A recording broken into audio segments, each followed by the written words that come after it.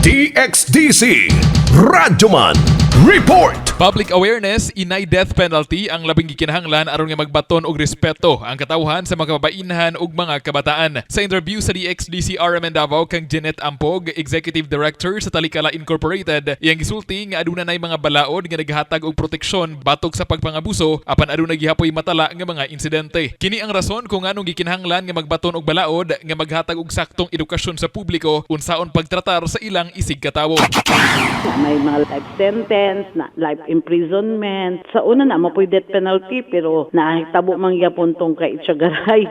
So, akong ginabalik-balik yun nga. Importante, kanaring dunay pagbag-o sa panglantaw nga. Ang matag-o sa kanato, walay katungod nga magpasakit og isig katao.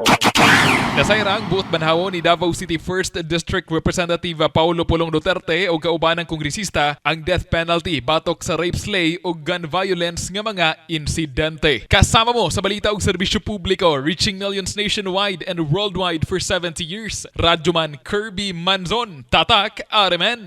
Tatak RMN.